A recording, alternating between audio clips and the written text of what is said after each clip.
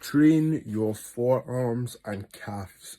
I think it's like one of the best things you can train.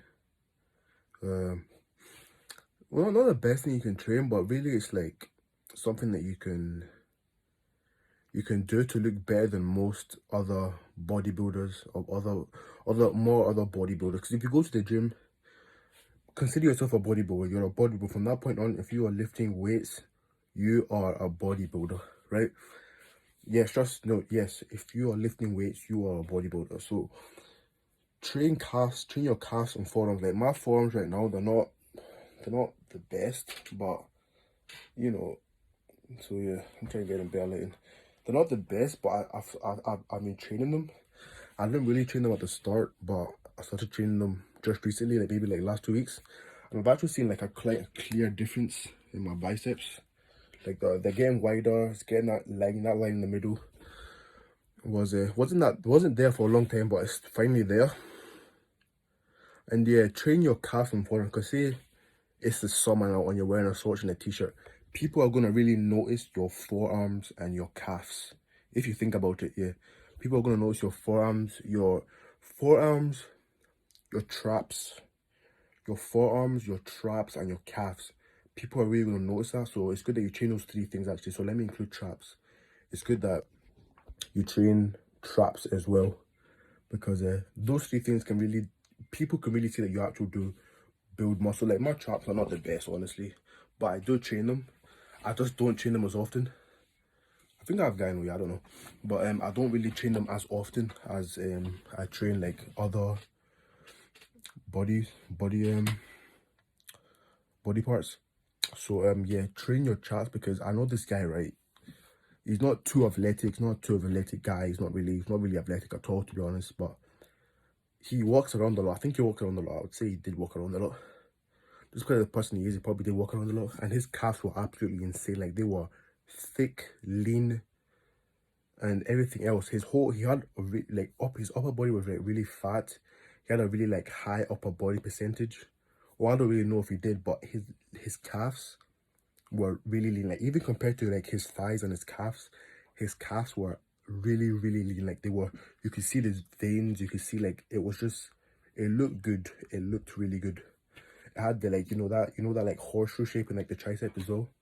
It had that shape, so it really looked good. So yeah, train your traps, especially your forearms as well, especially when you're gonna shake someone, or you're in a t-shirt. People can really notice that feature about you. People can really notice that feature about you, that yes, you go to the gym, yes, you do a bit more, so you're a bodybuilder in some way. So yeah, I think this is a really good forearms, getting wider, I think. And also it's good to have like veins in the forearms as well. So it's good to have like veins, I think. Veins in the forearms look good as well. Yeah, I see my biceps look alright. They're not that bad. This is the physique overall. I don't know if I have gyno or not. I don't know if it is gyno, but if it is gyno, fuck it. Where's my physique so far? It's kind of like a maintenance stage, but yeah. So yeah, I thought that I'll just say that. Train your calves, train your traps, but not too much. You're gonna have that aesthetic Philippe. Just train your traps to a point where, the people can say, yeah, okay, you look nice. Yeah, you have, a good, you work out, not a good physique, but you work out. If you really want people to see that. And then your traps, calves, and your forearms, because that's what people are really going to see if you think about it. If you really think about it logically, that's what people mostly see. And to train your traps isn't really, and to train your triceps, your traps, and your calves are not really hard.